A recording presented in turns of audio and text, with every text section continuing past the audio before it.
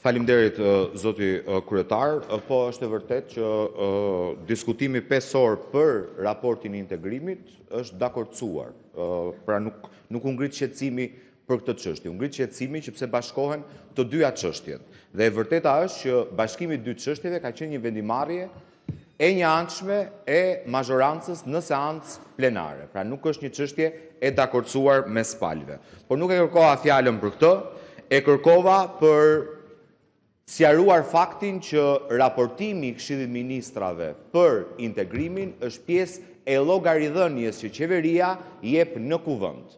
Dhe ky është një raport i Këshillit të Ministrave.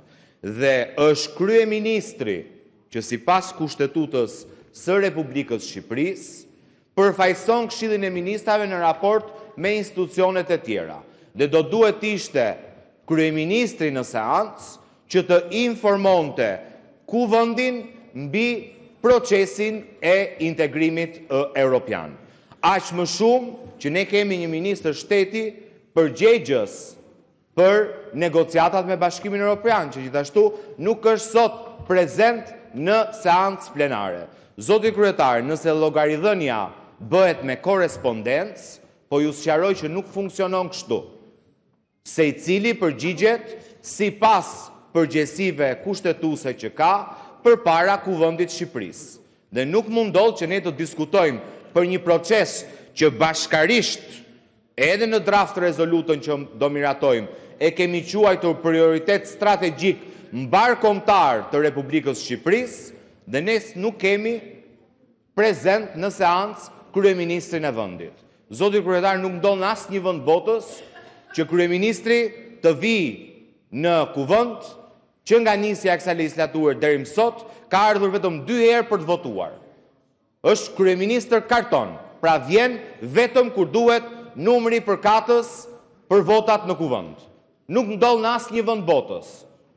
Ka ardhur ku do mbronte Belinda Ballukun në kuvend, ka votuar kundër drejtësisë, erdhi edhe seancën tjetër si i duheshin 84 vota të Aulantit për ligjin e shtetësisë. Pra ka ardhur 2 herë, vetëm ka ngrit kartonin 2 minuta dhe ka ikur. Jo, zoti kryetar, nuk funksionon kështu në asnjë vend demokratik. Kryeministri është i detyruar të vijë dhe të japë llogari në seancë plenare, aq më tepër për një çështje që është prioritet kombëtar siç është integrimi evropian. Sa kohë ka marrë përsipër të na integrojë, pse fshihet? Të vi këtu dhe thot një qëndrim për procesin e integrimit. Se nga media kemi dëgjuar që brenda një muaji ka thënë 7 qëndrime ndryshme. Prandaj zoti kryetar duhet ta përfundoj. Duhet ta thrisni që të vi dhe të jap llogari. Atë edhe krye negociatore.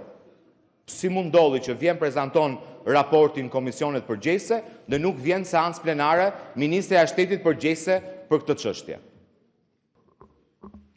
Zoti kryetar, nderuar antar, dita e sotme e punës tonë ka nisur me një lajm pozitiv nga Komisioni për Europën dhe Punët e Jashtme, ku të gjithë së bashku, pas një vot kundër, pas një abstenim, gjitha pro, kemi miratuar një dokument i cili është një dokument shumë i mirë.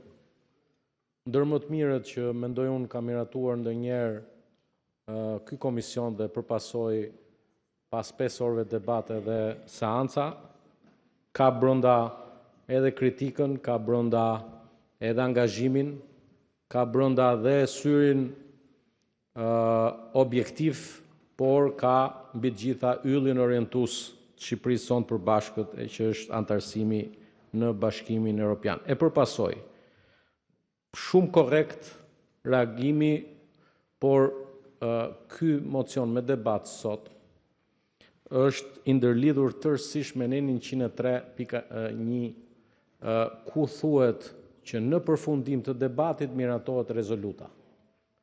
Dhe përpasoj jemi të detyruar që në fund të 5 orëve debat të miratojmë rezolutën, e cila, siç e thash, ka kaluar me konsensus.